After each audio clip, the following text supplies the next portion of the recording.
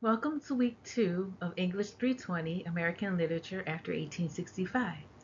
This week we shift into regionalism and local color during the Gilded Age, a period of rapid national change that reshaped work, wealth, travel, and everyday life.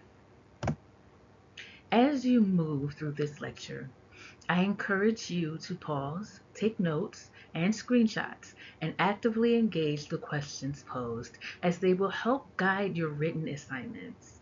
All right, let's go.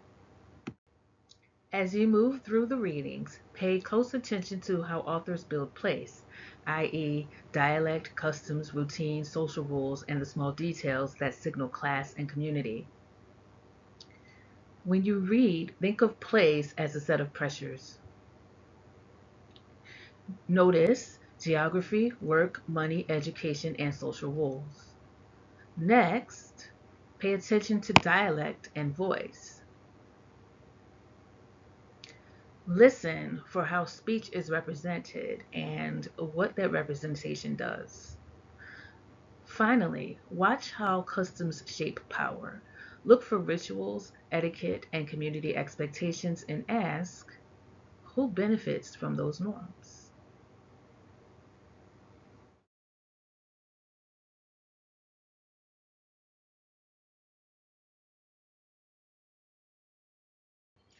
I want you to think of dialect as more than just how someone talks. In literature, dialect is a tool writers use to place a speaker in a specific region and social world, shape how close you feel to the speaker, and signal power by influencing perceptions of education, credibility, or humor. Now, look at the three examples on the right. In Page, Sam's dialect is tied to nostalgia, which is significant because it can frame slavery as remembered good times. In Chestnut, Julius's dialect carries cultural knowledge and folklore, but also contains critique. What may seem like a simple story can actually serve to expose exploitation and preserve community memory. In Twain, Huck's vernacular voice reveals his moral confusion as it unfolds. His speech reflects the local norms he has absorbed, and as his choices change, you can hear the tension between what he's been taught and what he's beginning to recognize as right. As we discuss, I'm not asking you to adopt my view or any particular narrative. I'm asking you to analyze what the language is doing. Pause here and ask yourself the following questions.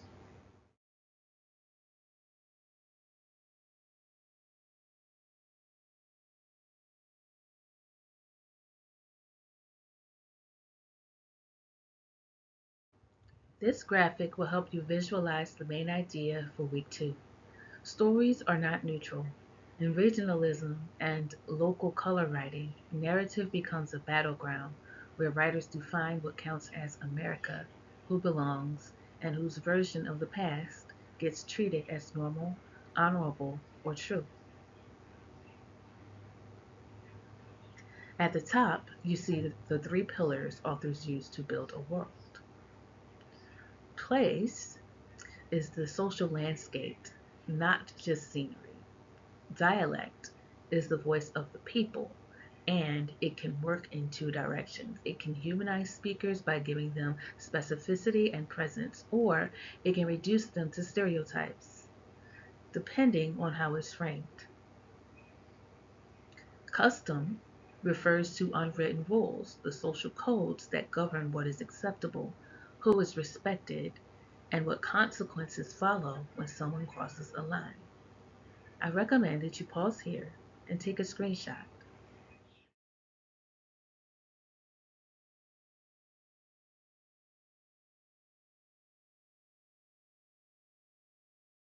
Now we're going to review how each author uses these concepts, starting with Thomas Nelson Page. As we analyze Page's Marchand, focus on how place and custom are used to evoke a specific kind of memory. It's the Old South is seen as stable, loyal, romanticized, but that version leaves a lot out. Pause here and review how place and custom work together.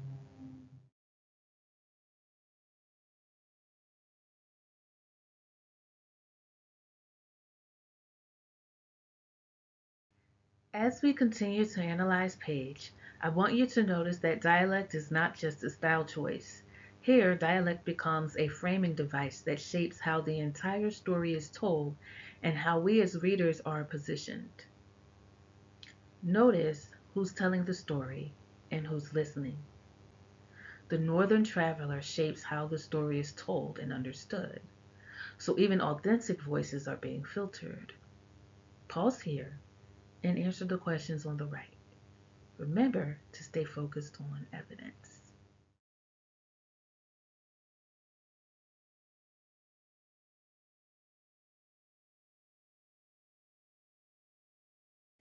As we shift to Chestnuts, the Guilford grapevine, I want you to notice how place and custom work together to create an argument, not just a setting.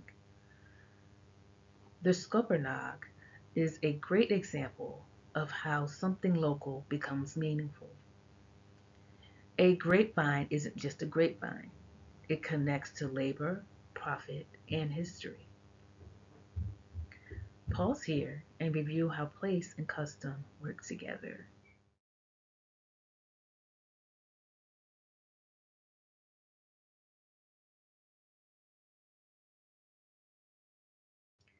As we continue analyzing Chestnut, I want you to pay attention to his use of dialect. For him, it isn't just color, it's a strategy for revealing truths that polite society tends to avoid. Pause here and review.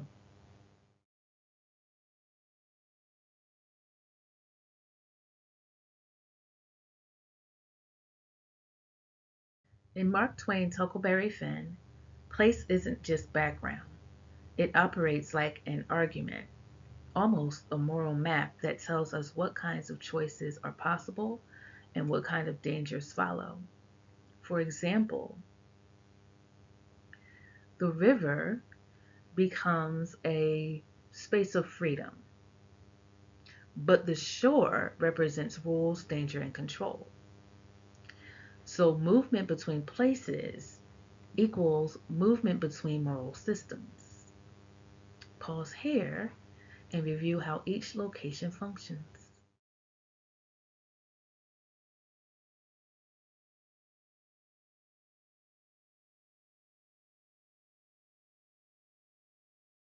This is one of the most important ideas this week. Huck feels like he's doing something wrong, even when he's been doing the right thing. That's what happens when custom and morality don't match. The ending, what people call the invasion, is controversial. It can be read as a critique of how America handles race after the Civil War.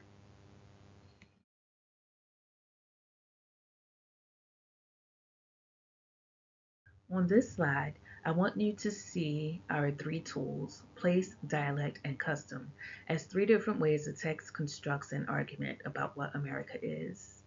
Each text builds a different version of America. Take a moment to read across the chart, and as you do, consider the big question: which version of America becomes visual, and which gets pushed aside?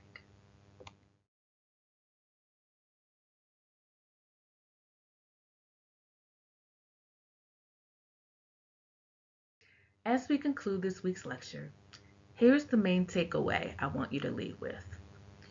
When we put place, dialect, and custom together, we learn that America is not one single story. It is a set of competing local stories, and part of what literature does is show us how some of those stories get treated as national truth while others are ignored or pushed aside. As always, if you have questions, reach out to me or your classmates via discussion board. Thank you and see you next time.